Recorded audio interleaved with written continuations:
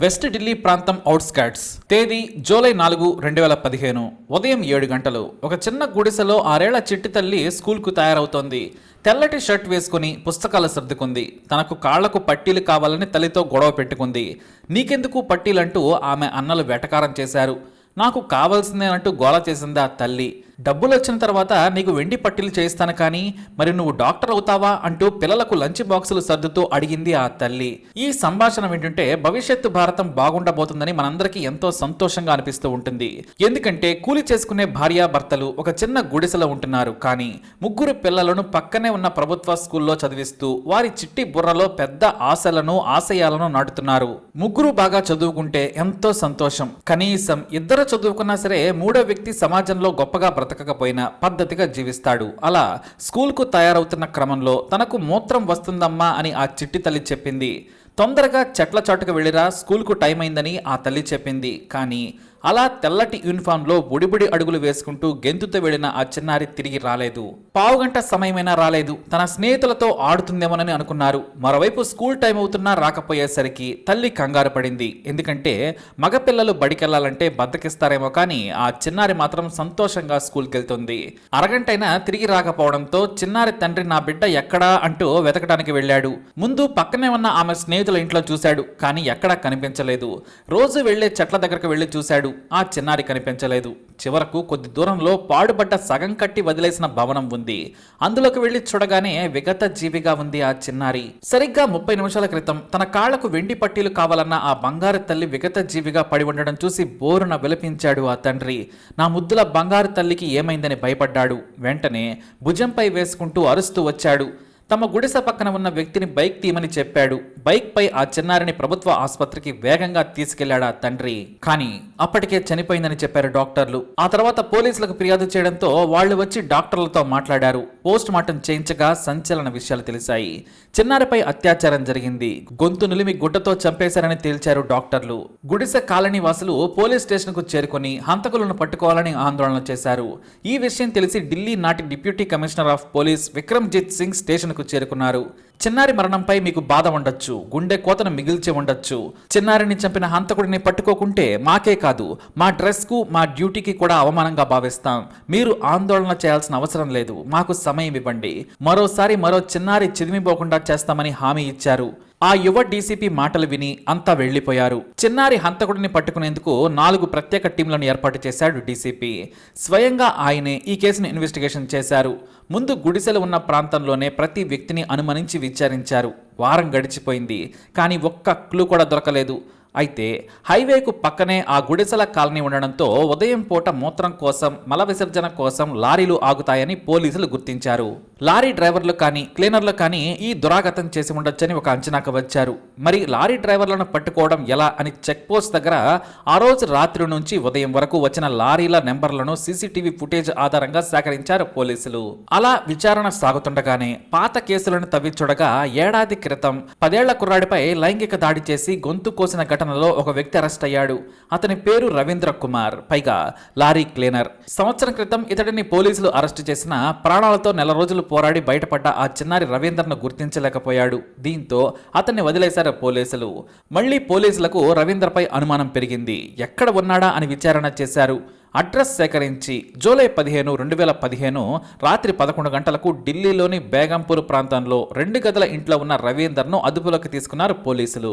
పోలీసులు తమతో రావాలని చెప్పగానే మరో మాట అడగకుండానే రాత్రి సమయంలో కొత్త షర్టు, జీన్స్ ప్యాంట్ వేసుకుని రవీందర్ హాయిగా పాటలు పాడుతూ పోలీస్ వెహికల్ ఎక్కాడు. విచారణ అధికారులకు అతడి వాలకం చూసి ఏమీ అర్థం కాలేదు. ముందే ప్రిపేర్ అయ్యాడా అని అనుకున్నారు.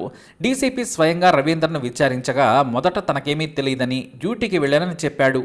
లారీ క్లీనర్గా పనిచేస్తున్నాను. అసలు జూలై 4న నేను ఢిల్లీలోనే లేను, హర్యానాలో ఉన్నానని చెప్పాడు. వెంటనే అతడు చెప్పిన వివరాలతో సదరు లారీ యజమానిని సంప్రదించగా అబద్ధమని తేలింది. దీంతో తమదైన శైలిలో విచారించడంతో అంతా షాక్ అయ్యే విషయాలు చెప్పాడు రవీందర్. అంతేకాదు మన ప్రపంచంలోనే సామాన్య మానవుడిగా బ్రతుకుతున్న నంబర్ 1 నేరస్తుడితను. 1 కాదు 2 కాదు, అతనికి గుర్తుండే 30 మంది చిన్నారులపై అత్యాచారం, హత్యలు చేసినట్లు ఒప్పుకున్నాడు. ఇక లెక్క అంతకు మించి కూడా ఉండవచ్చు. లారీ క్లీనర్ కావడంతో యూపీ, ఢిల్లీ, హర్యానా, బీహార్, మధ్యప్రదేశ్లలో చిన్నారులపై లైంగిక దాడి చేయడం, ఆ తర్వాత హత్య చేసి కూల్గా వెళ్లిపోవడం అతడి పని. జూన్ 4న గుడిసెల కాలనీ వెనకాల చెట్ల పొదలు ఉన్నాయని గుర్తించిన రవీందర్ ఎవరైనా పిల్లలు వస్తారా అని కాపు కాశాడు. బిల్డింగ్లోని మొదటి అంతస్తులో నిలబడి చూస్తూ ఉండగా గెంతుతూ ఓ చిన్నారి వస్తుండడం గమనించాడు. ఆ చిన్నారికి ఎదురెళ్లి నీకు చాక్లెట్ కావాలా అంటూ 10 రూపాయలు ఇచ్చాడు రవీందర్. ఆ తర్వాత ఆ ఇంట్లో నా దగ్గర పెద్ద ప్యాకెట్లో చాక్లెట్లు ఉన్నాయంటూ లోనికి తీసుకెళ్లాడు.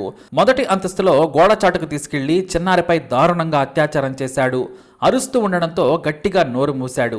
ఆ తర్వాత కోరిక తీర్చుకొని తన కర్చీఫ్తో ఉరేసి చంపాడు దుర్మార్గుడు. ఆ తర్వాత కూల్గా అక్కడి నుంచి ఏమీ తెలియనట్టే వెళ్లిపోయాడు రవీందర్. స్వయంగా బెరుకు భయం లేకుండా నేరాన్ని సినిమా కథలా చెప్పాడు. ఆ తర్వాత 1 కాదు 2 కాదు 30 మంది చిన్నారుల వరకు అత్యాచారం చేసి హత్య చేశానని ఒప్పుకున్నాడు. ఇక ఎక్కడ ఏ ప్రాంతంలో చేసినవనేవి అతనికి కొన్ని గుర్తు కూడా లేదు. దీంతో పోలీసులు రవీందర్ను చూసి షాక్ అయ్యారు. పైకి చాలా కూల్గా ఉన్నాడు. నార్మల్గా అందరిలా జోష్గా కనిపిస్తున్నాడు. అతను చెప్పిన వివరాలను క్రాస్ చెక్ చేసేందుకు పాత కేసులను బయటకు తీయగా దాదాపు 12 కేసుల్లో నిందితుడు రవీందర్ అని తేల్చారు. రవీందర్ను అరెస్టు చేసిన తర్వాత ఆ 6 ఏళ్ల బాలిక తల్లిదండ్రులను పోలీస్ స్టేషన్లకు పిలిపించారు డీసీపీ. మీ కూతురును చంపిన దుర్మార్గుడు వీడేనని చూపించారు. అతన్ని చంపేయాలని ఆ తల్లి బోరున విలపించింది. ఆ చిన్నారి తండ్రి రవీందర్ మీదకు దాడి చేసేందుకు ప్రయత్నించడంతో బయటకు తీసుకెళ్లిపోయారు. మాకు ఒక్కగానొక్క కూతురు, ఆస్తులు లేకున్నా తన సంతోషంతో మా ఇంట్లోకి వెలుగు తెచ్చింది. వెండి పట్టీలు కావాలని ఏడిస్తే తాను తండ్రికి తెలియకుండా రూపాయి దాచాను. కానీ నా చేతితో పట్టీలు వేసుకోకుండానే నా బిడ్డ వెళ్లిపోయిందని బోరణ విలపించింది ఆ తల్లి. రవీందర్ను ఉరి తీస్తేనే మిగతా వారికి కూడా పిల్లలపై అత్యాచారం చేయాలంటే భయం పుడుతుందని చిన్నారి తండ్రి సంతోష్ కుమార్ బీబీసీకి ఇచ్చిన ఇంటర్వ్యూలో చెప్పారు. 6 ఏళ్ల పాపను చూస్తే ముద్దొస్తుంది, వారి నవ్వు చూస్తే ప్రాణానికి హాయిగా ఉంటుంది. అలాంటిది ఈ దుర్మార్గుడు నా బిడ్డను చంపాడంటే తట్టుకోలేకపోతున్నానని కన్నీళ్లు పెట్టుకున్నాడు.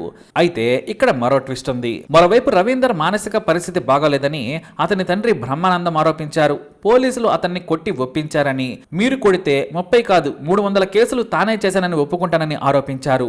ప్లంబర్గా పనిచేస్తున్న బ్రహ్మానందం తన బిడ్డ నేరాలు చేయడని బీబీసీకి చెప్పాడు. మానసిక స్థితి బాగోలేదని తండ్రి కంటే ముందు మాకే అనుమానం వచ్చింది.